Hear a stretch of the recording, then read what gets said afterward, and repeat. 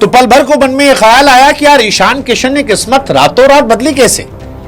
मतलब ईशान किशन तो वही खिलाड़ी है ना जिन्होंने वनडे में दोहरा शतक मारने के बाद बाहर गए थे। क्या ये सिर्फ टैलेंट है या वक्त, जज्बात, हालात बदल गए हैं या कुछ कैलकुलेशन है जो उनके फेवर में आ गई है?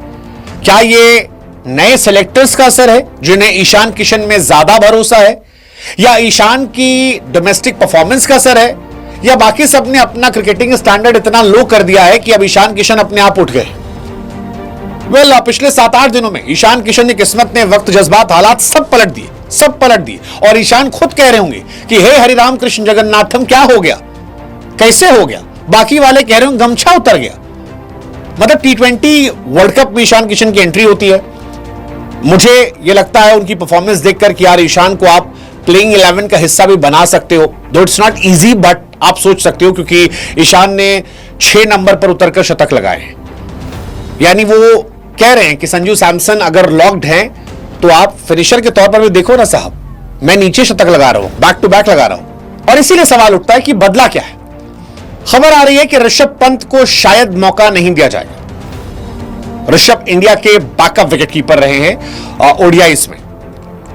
ऋषभ पंत कमाल के खिलाड़ी हैं, अच्छे प्लेयर हैं, तगड़े प्लेयर हैं, बट व्हाइट बॉल क्रिकेट में वो स्ट्रगल कर रहे हैं। और अब खबर आ रही है कि ध्रुव जुरेल हो, ऋषभ पंत हो, जितेश शर्मा हो, ईशान सबको रिप्लेस कर रहे हैं।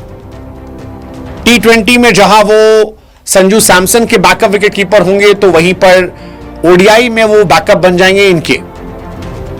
रेड बॉल में भी ध्रुव जुरेल और पंत को मेहनत करनी पड़ेगी, वरना वहां पर भी अभी तो नहीं लेकिन देर सवेर वो अपना नाम दे देंगे।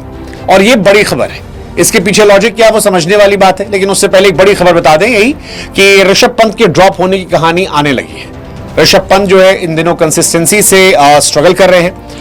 केएल राहुल ऑब्वियसली पहले प्लेयर होंगे जो विकेटकीपर के तौर पर चुने जाएंगे और ईशान दूसरे होंगे। अब इसमें एक कहानी तो आती है ईशान किशन पर, वो लाइन सही बैठती है कि अगर आपका सिलेक्शन ना हो रहा हो तो आप दरवाजे खोले मत, दरवाजे तोड़कर घुस जाए। ईशान ने एक्चुअली दरवाजे तोड़ दिए थे, क्योंकि जिस तरह का सिलेक्शन किया था, जिस तरह परफॉर्मेंस की थी, उससे सिलेक्शन चांसेस थे। ये बताया कि there is no alternative to grind hard work. सबसे ज्यादा आप रन बनाइए, सिलेक्टर्स आपको देखेंगे, सोचेंगे आपके बारे में, और ये सारी बातें होंगी। लेकिन क्या एक फैक्टर ये भी हो सकता है कि जो नए हमारे सिलेक्टर्स हैं वो ईशान की तरफ भी देख रहे हैं? आई एम श्योर कि ईशान को लेकर जिस तरह से हम सब में सिंपैथीज थी कि यार ईशान सा गलत हुआ था, वो अच्छा कर रहे थे, परफॉर्मेंस की वजह से नहीं, उनको एक रीजन देकर बाहर कर दिया गया था। क्या अब वो फैक्टर खत्म हो रहा है? बीसीसीआई नए सिरे सोच रही है कि परफॉर्मेंस जो करेगा वो टीम में होगा, बाकी चीजें कम मैटर करती है। एक रीजन ये भी हो सकता है यार कि गंभीर की पकड़ जो है टीम इंडिया में कमजोर हो रही है। हो सकता है कि गंभीर की पकड़ कम हो रही है, अगरकर की पसंद कम हो रही है, और ये जब आई थी तब इन्होंने लोगों ने एकदम बाहर कर दिया था, लेकिन अब शायद वो तरीका चेंज हो रहा हो। हालांकि संजू सैमसन के फैंस कह रहे हैं हमारा भी लड़का अच्छा था यार, 100 रन बनाए थे साउथ अफ्रीका के सामने, उसको भी खिला लेते। लेकिन ईशान किशन डबल 100 मारकर बाहर हुए थे, डबल 100 मारकर, और अब मतलब वो टीम में आ रहे। ईशान ने 933 रन बनाए हैं 42 के एवरेज से। ऋषभ पंत जो है 33 के एवरेज से 871 रन है।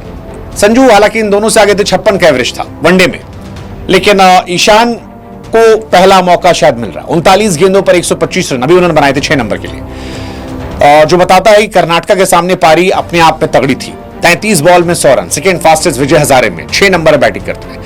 मुझे लगता है जो ये 6 नंबर पर ईशान किशन ने बैटिंग करना शुरू कर दिया है, ये उनकी रेंज को बड़ा कर दे रहा है, बहुत बड़ा कर दे रहा है। मतलब ये आपको 3 ऑप्शन दे रहा है कि आप अगर ओपनर भी बीमार पड़ता है तो ईशान किशन को ऊपर भेज दो, अगर लोअर ऑर्डर में कोई बीमार पड़ता है तो उसको दे दो, कोई परफॉर्म नहीं कर पा रहा उसको ड्रॉप कर दो। तो I think there is one factor कि ईशान आपको ज्यादा ऑप्शन दे रहे हैं जो ऋषभ पंत या बाकी लोग नहीं दे रहे हैं।